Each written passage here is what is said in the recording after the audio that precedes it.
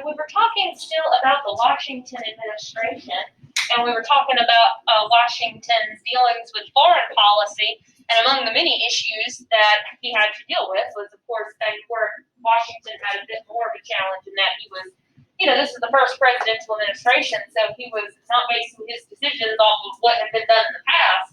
This was it. This was the first time any of it had been done. And particularly in the 1790s, the biggest issue occurred when Britain and France went to war.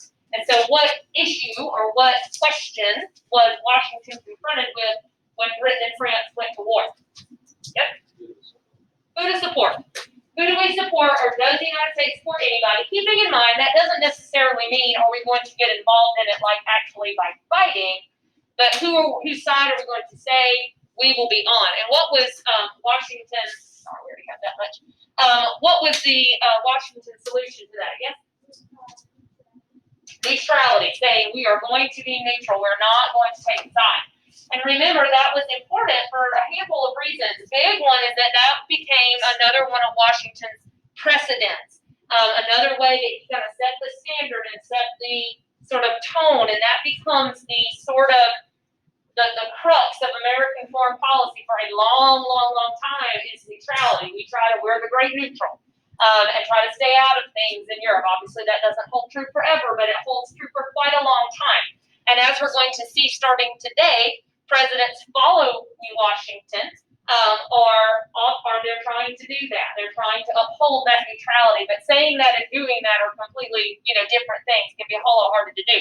Washington was also establishing that it was the job of the president to make those kinds of decisions. That while the Congress has the authority to ratify treaties and that kind of stuff, the president was the one who would decide what direction foreign policy was going to take. He acted on his own in that and didn't consult Congress about it and said, I'm the president, I'm taking the lead on how we're going to respond to this. And that has been the understanding of presidential power ever since. We expect the president to make those kinds of decisions. Okay, now saying that we're neutral and actually being neutral or maintaining that neutrality were quite different, because what did Britain start doing to undermine that neutrality? Yes.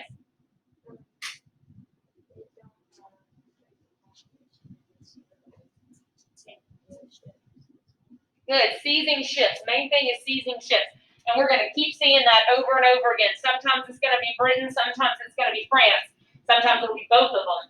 But we're going to see continuing the United States trying to be neutral, which means the United States should technically have the neutrality right, to trade with both of those countries, anybody, and not be punished or not be blocked or not be, treated differently because they are neutral. So Britain is seizing ships and seizing cargo and blocking American access to ports and overall interfering with trade, which is a violation of neutrality. Washington sort of kind of works that out with that Jay Treaty. So remember, that has kind of put a Band-Aid on the problem, and it sort of smoothed things over for the short term. But it was also very unpopular because a lot of Americans felt like the United States really didn't get too much out of it. For example, and again, I said you're not going to have to know specifics about that treaty. You don't. But for example, like Britain promised to stop seizing ships, but there was nothing in there about compensating the United States for all of the stuff that had been taken. It's like, okay, we'll stop, but they're not going to pay for any of the stuff that's already been disrupted, that's already been sieged. There was nothing in there about that. And a lot of people simply don't trust it. But it does kind of smooth things over. And the last thing we talked about Friday was Washington's decision to leave office after his second term, to not seek a third election, and how that became a precedent. Also, why was that another precedent? That he did not seek a third term. Yeah, that became the norm. That became the standard of presidents serving a maximum of 2 terms well before it was actually a constitutional amendment. Everybody after Washington, except one, only ever served 2 terms at the most. A lot of them actually only served 1. In the 20th century, they made that officially part of the Constitution, but for the longest time, it was just kind of the tradition that you didn't do that because that was what Washington did. Okay, so Washington decides to leave office, and so for the first time, we're going to see a presidential election in which you're going to see the presidency shift from one person to another. So first, transfer of power, which some people are probably pretty nervous about. And it's also the first time we have a presidential election in which there are clearly political parties by this point. Remember, political parties have been forming throughout the Washington presidency, and certainly by the time he leaves office, they are pretty much there. What are our first two political parties? Federalists and Republicans, okay? So in the election of 1796, the winner of that election was John Adams, who was a Federalist. John Adams had been Washington's vice president, so he had been the first vice president, and he is elected as the second president to succeed Washington. And again, at this point, political parties have taken shape, and so Adams is definitely a Federalist. The Federalists will also, in this election, win majorities in both houses of Congress, so they will have more seats than Republicans do, and we'll talk a little bit more about that in a moment. So Adams is the second president. Adams has a long political career, same as Washington. Is not a military man, but he's been involved in politics and those things. He's a Massachusetts lawyer, cousin of Sam Adams. We saw him a lot on the little video clip we watched a few weeks ago at the Continental Congress. So he was a part of the Second Continental Congress and the Declaration Committee and all of those things. But he is also not Washington. He's not, does not have near the kind of celebrity status that Washington did. And he can be somewhat difficult to work with. He has his good qualities too, but he just simply doesn't have the charisma Washington did. So he inherits a lot of problems, and he deals with them the best he can. Personally, I think Adams doesn't quite get enough credit for a lot of the things that he does, but that's just me. But let's take a look at what some of those things were and how he dealt with them. So we saw that Washington had the problem with Britain seizing ships and all that kind of stuff. Well, when Adams becomes president, he inherits some problems now with France. So now it is essentially the same issue, but now it's France doing it. So that means that France is starting to do what? They're starting to seize ships and take cargoes and all that same stuff that Britain was doing a few years before. Well, now France is up to it. France is upset with the United States over a few things. One thing, they're mad about that Jay Treaty. Because remember, the United States has said, hey, we're going to be neutral. And then the United States makes the Jay Treaty with Britain, which, although that was trying to clear up some of these problems they were having, how might it appear to France if the United States makes a treaty with Britain? Yeah, it looks like they're teaming up. So they kind of see the Jay Treaty as an alliance with Britain, or the United States is thinking about an alliance with Britain, so they're not very happy about that. And, why would France feel that the United States shouldn't be making an alliance with Britain?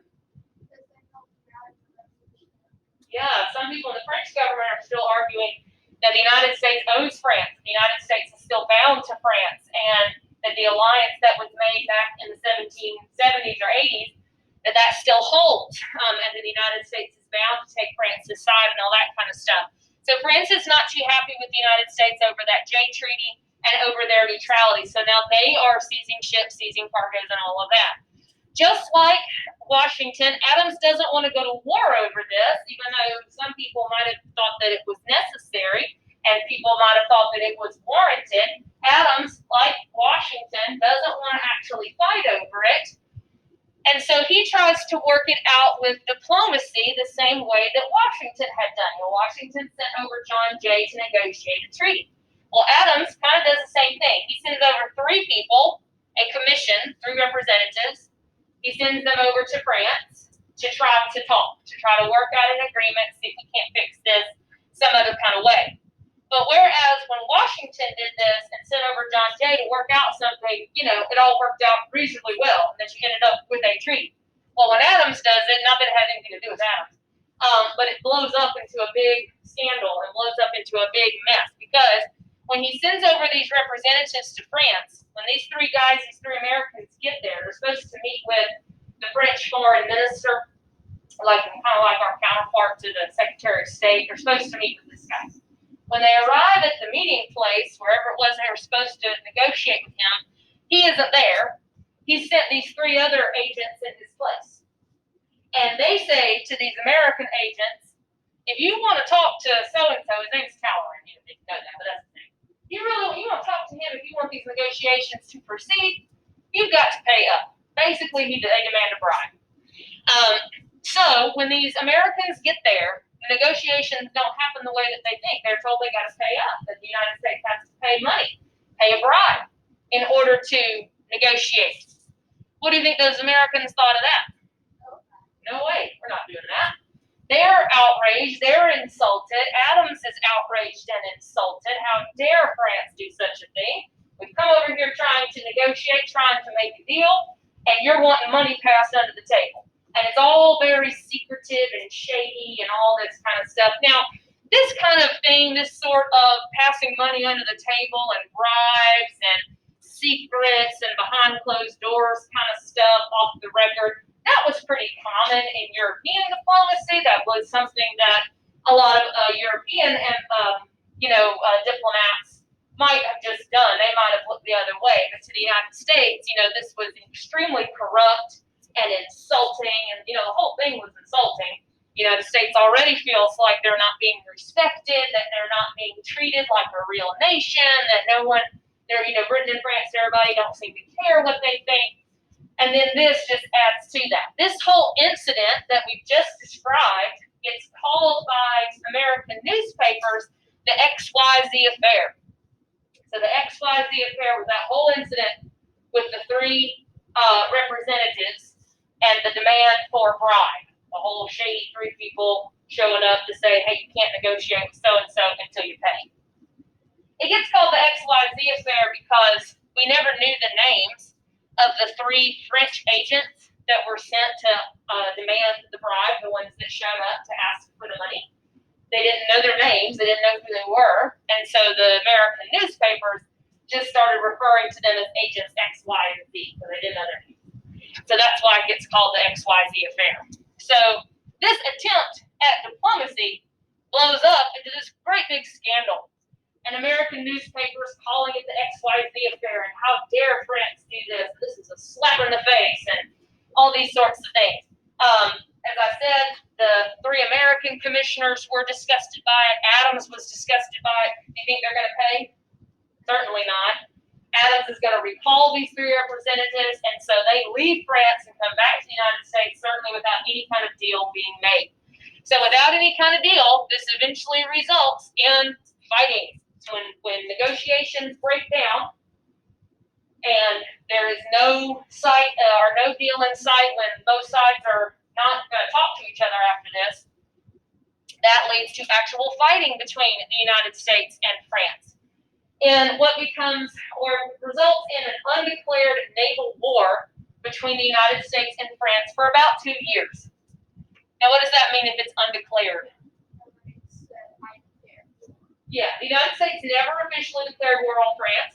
France never officially declared war on the United States. In fact, both governments are not really publicly acknowledging that this is even happening.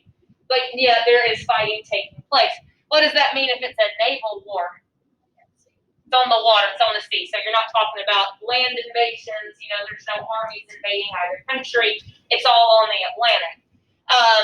And relatively speaking, kind of small-ish, but it is not an official war. Sometimes it is called, I've heard it referred to as the unofficial war.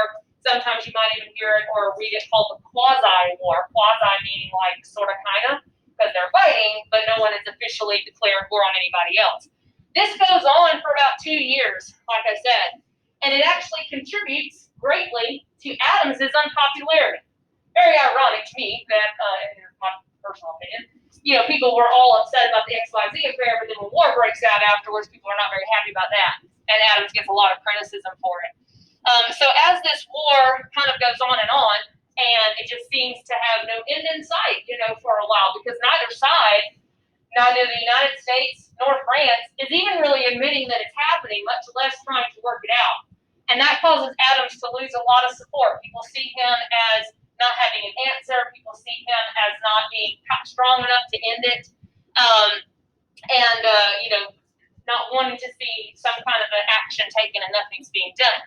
The break in the conflict comes in 1800 when there's a leadership change in France, because you may remember from world history, or maybe you don't, after the French Revolution, there's just kind of a lot of changing of governments over the next couple of years. 1800 is when Napoleon seizes power in France. Remember Napoleon, that guy? What would you say when you think about what you know of Napoleon? What would you say probably his goal was for France and for himself when he became the ruler? Yeah, get France more power, and he pretty much asserts himself as a dictator. And his plan was to make France as powerful as could be, most powerful country in Europe. World domination is probably on the top of his list, even though we won't quite get there. And so when Napoleon comes to power, because he's got such big ambitions, he's willing to talk. He's willing to negotiate an end to this. Because if he's going to take over all of Europe, he doesn't need this little irritation with the United States kind of bugging him. So it's sort of let's clear this up so I can concentrate on some other things. So when Napoleon becomes the leader of France, negotiations and diplomacy will open back up, and that results in an agreement with France known as the Convention of 1800. So we had the unofficial war, the quasi-war going on for about 2 years. Neither side really willing to talk about it or even admit it. And then when Napoleon becomes the leader, for all the bad that's going to lead to, it does mean for the United States that this whole talking process can resume. And that results in the Convention of 1800 between the United States and France, which basically ends the undeclared war, ends the argument and the fightings, which no one was really acknowledging all too much anyway, but it does end those hostilities. And overall just smooths over and provides peace, or leads to, for the most part, peace between the United States and France, at least for a while.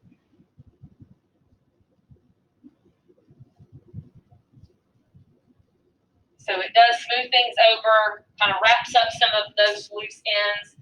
For example, France acknowledges the United States is not obligated in any way to France anymore, that the alliance that they used to have is no longer valid, so forth and so on. So you won't hear France making that kind of argument anymore.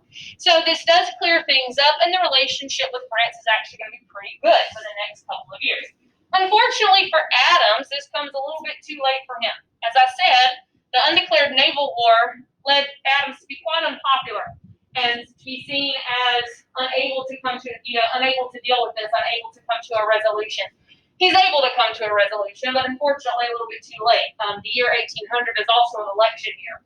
And by the time that the Convention of 1800 is reached, and certainly by the time that news of that, because this was all negotiated in Europe, that got around to the United States, Adams had already lost re-election. So he always considered the Convention of 1800 to be one of his greatest accomplishments, that he was able to smooth things over with France. Again, he still does not win re-election because of it, but he would always say that was one of the things that he did incredibly well. And perhaps he's right. One thing we'll look at tomorrow when Jefferson becomes president is a big thing that happens involving France. And it's quite arguable, or it's quite possible that wouldn't have happened had Adams not smoothed things over before him. Now, going back just a moment to while Adams is still president, going back to the domestic side of things really quick.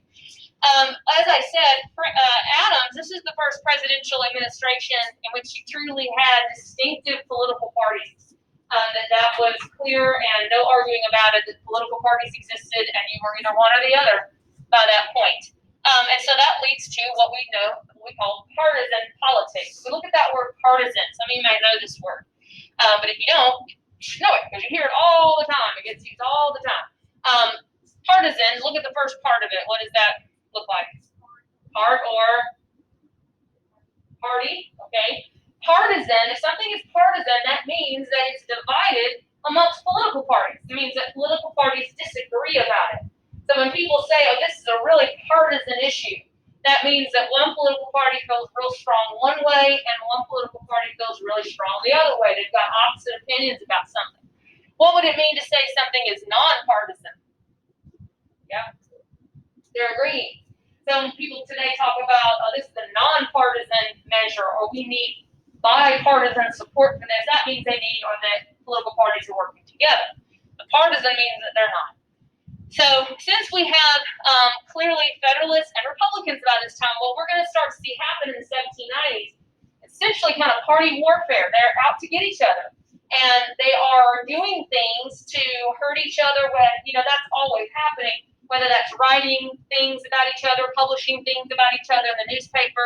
But in this case, we specifically see laws being passed, Congress passing laws, and Congress making policy that was specifically designed to hurt the other political party. It's the party in power trying to do things to weaken their opponents. Because at this point, you have a Federalist president, Adams. You also have a Federalist-controlled Congress, as I mentioned a while ago.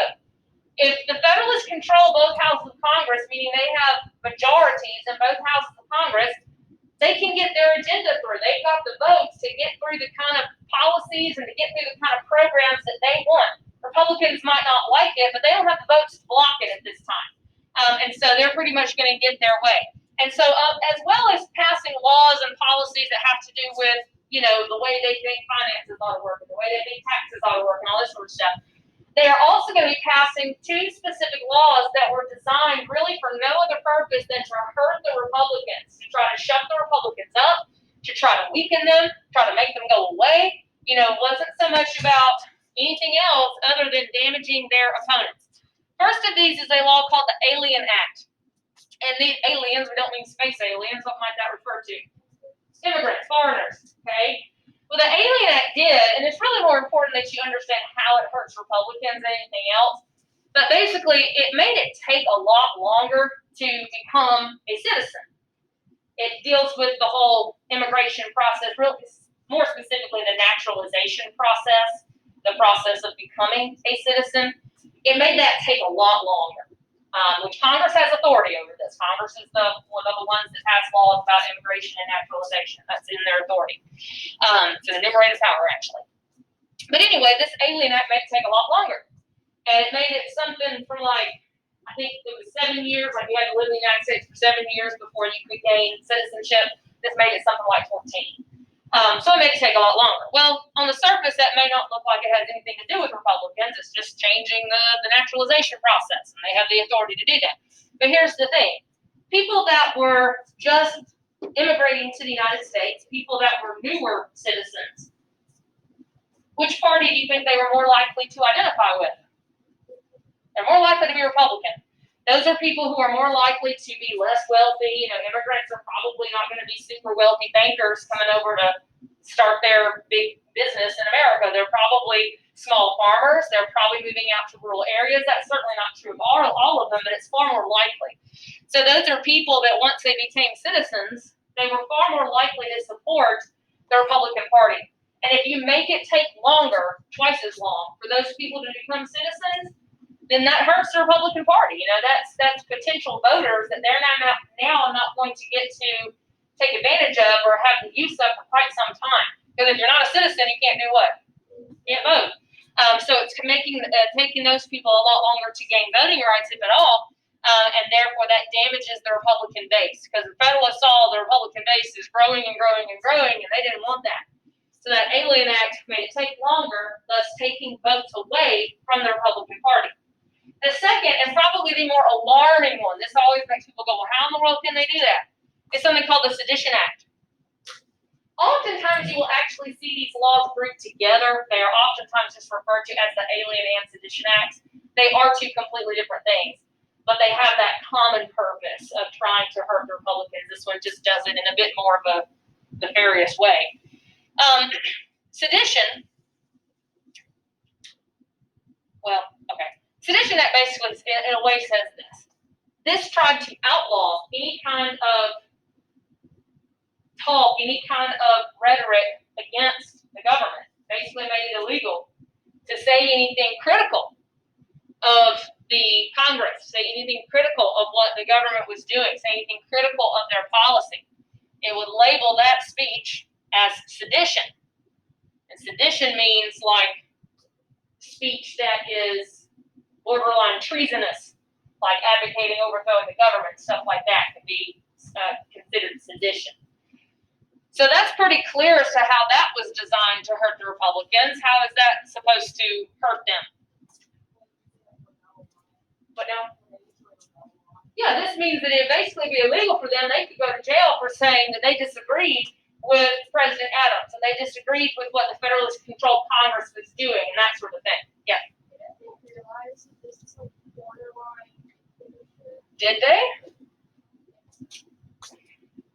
So here's the thing, and that's always the question. Is that not clearly a violation of the First Amendment? Well, we can probably see that. But here's the thing. Who decides that? Does Congress decide what is? At this point in time, they were probably just as confused about it as some of you kind of are. That really, for one thing, the whole role of what the courts were supposed to do versus who gets to say what is okay and what's not okay, what is in line with the Constitution and what's not in line with the Constitution, that really hadn't yet been figured out. They really didn't know. So the Federalists would argue, no, this is still okay because we're talking about sedition here, and sedition would not be, even now would not be. If you're talking truly about true sedition, wouldn't be protected by the First Amendment.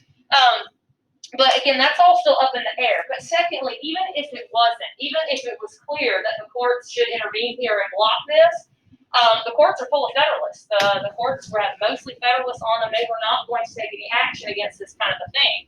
So it raises interesting questions about all that kind of stuff. Now, as far as, well, whatever happened, what was the end result?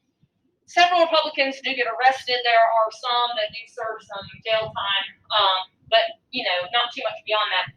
In the end, it doesn't even last that long because this is like 1789, 1798, 1799 when this happens.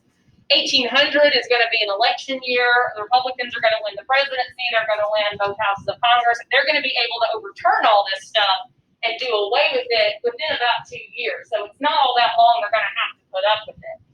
But just the main thing is demonstrating how ugly this got and how you've got one party against the other. And it also leads to some interesting developments on the Republican side. So again, as far as how could they do this? Well, who's going to stop them? I think those are things we still have to consider. But at this point, the exact role of who gets to decide what, that was still not really understood very well. And was still kind of up to some interpretation. So it won't last forever. Republicans aren't going to have to complain about it for too long. But as you can imagine, in the moment, they're pretty furious. And there were plenty of people that said, this is absolutely wrong. There were plenty of Republicans that said they cannot do this. This is clearly a violation of the First Amendment. This is clearly Congress overstepping their power. This is unconstitutional. They don't have the authority to do this. But at this point in time, those Republicans, they didn't have the votes in Congress to overturn it. They didn't have enough seats on the courts to overturn it. All that was still kind of questionable anyway as to whether or not the courts could even do that. So the only way that the Republicans could really fight back in this moment was with words. The only real thing they could do is just sort of express their dislike of these laws. So that is going to lead to the publication of something called the Virginia and Kentucky Resolutions. So this is considered kind of the Republican response to the Alien and Sedition Acts. It's just a publication. It's basically just resolutions that came specifically from the state of Virginia and the state of Kentucky. It's basically just their opinion.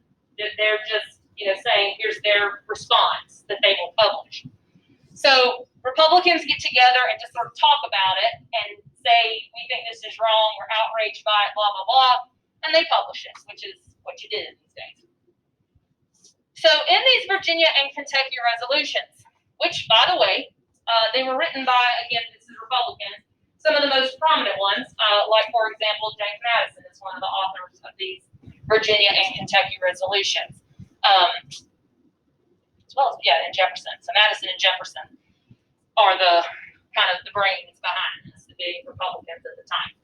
And again, part of what they're doing is they're calling out those Alien and Sedition Acts. They're saying this is wrong. They're saying this is clearly unconstitutional. Shame on the Federalists for this. They don't have the authority to do this, blah, blah, blah. A lot of it is that. On the surface, that's all it is. And then they start getting into some deeper questions. They start digging a little bit deeper into some really deep sort of philosophical stuff about the very nature of the Constitution, about the very nature of the United States government, trying almost as if they're trying to dig themselves out of this. How can we get out of this? How could we stop? If Congress has got a majority and they're doing something that's wrong, how can we stop them? How can it possibly stop? So in these Virginia and Kentucky resolutions, they start digging deeper and they come up with, and this is all theoretical, this is all just them talking, okay? They come up with this idea, they make this argument in the Virginia and Kentucky resolution. This argument is sometimes known as compact theory, or basically they're arguing that the national government is a compact between the states. Okay, so compact theory, not to be confused with social contract. They're saying that the national government, or the federal government, or the Constitution is a compact between the states. Compact theory is a compact between the states. What do we mean by a compact? An agreement. So what they're saying is this. They're trying to argue that the national government, or the federal government, the Constitution, was created by the states. That the states existed first. That it was the states that met in Philadelphia in 1787 and drafted the Constitution. It was the states that made that government. They were the ones that created it. They were the ones that gave it its power. Therefore, they would argue that if the states created the federal government and the states gave it its power, who has more power? The states. So ultimately what they're arguing here is that the states are more powerful. The states are over the federal government in some kind of a way. And the states could block the federal government if they wanted to, or if they felt something was wrong. So they are arguing ultimately for state supremacy, or what might later get called states' rights. They are basing it off of that argument. That leads them further to this. This may be one of the more important things that comes out of these Virginia and Kentucky resolutions. This leads them to a theory, to argue a theory, just a theory, sometimes called the doctrine of nullification. Once again, this is just them talking right now and publishing papers to say this is what we think. Where today they'd be, blogging and going on cable news shows saying all this stuff. Okay, so that leads them to this theory of nullification. So this word nullification, to nullify. What does it mean if you say something is nullified or it's like null and void? It's what? Okay, not going to follow along with it. If something is null and void, it's canceled. It doesn't exist anymore. Okay, it's like gone. They argue in this theory or this doctrine of nullification that if the federal government, if Congress, whoever, if they do something that is unconstitutional, that the states can nullify it. Okay, the states could nullify. What does that mean to nullify? Get rid of. They cancel it out. That states could nullify federal laws by the national government, that they have the authority to nullify them, to basically say, we're not going to do it, and we don't want to enforce it, and all that sort of thing. Again, that comes from that compact theory. They're arguing the states have that authority because they existed first, and they have more power and all those kind of things, and it's their job to kind of intervene here. So they'd be arguing that it could be possible if, you pass something like Alien and Sedition Acts for a state like Virginia, whoever, to say, no, we're not going to do that, and to strike it down, okay, to basically invalidate it. Now, again, this is all theory at this point. They're just putting it out there. As I said, they're not going to have the need, the Republicans here like Madison and Jefferson, they're not going to have the need to actually act on this nullification thing. They're going to talk about it, they get really mad, they publish it, they put it out there. Some people like it, some people don't. But within a year, all this is going to go away for them because they're going to win the presidency, they're going to win Congress, they're going to have no need to nullify anything. They're going to be able to get rid of all this stuff by just simply overturning it. And in fact, even people like maybe not Jefferson, but certainly Madison even, later in life goes backtracks on some of this and kind of says, oh yeah, we were pretty mad that day. That's probably not a good idea to do that. But nevertheless, it influences people later on. So in the moment, it's sort of it's a reactionary kind of a thing. And after about 1800, Republicans sort of put it on the shelf, sort of forget about it. There's really no reason to get all excited about it for quite a long time. But as you can probably imagine, what's eventually going to happen is other people later on, a generation or so later, are going to dig this up, pull it off the shelf, blow the dust off of it, and try to do it, and actually expand on it. So we haven't seen the last of this. This is going to be something that later generations will use, to argue for state supremacy, to continue with this fight about federal versus state government. We will eventually see a state try to do this. And this becomes kind of the basis, the legal basis for one side of that big argument versus another side of that big argument. So it's coming back for sure, so don't forget about it, but they will use these Virginia and Kentucky resolutions, again, as their legal basis for their arguments later on about state supremacy and all that sort of thing. But in the meantime, Jefferson gets elected in 1800. That's what we'll look at tomorrow, and see how Republicans sort of change some things once they do regain power. So any questions on that much? Okay.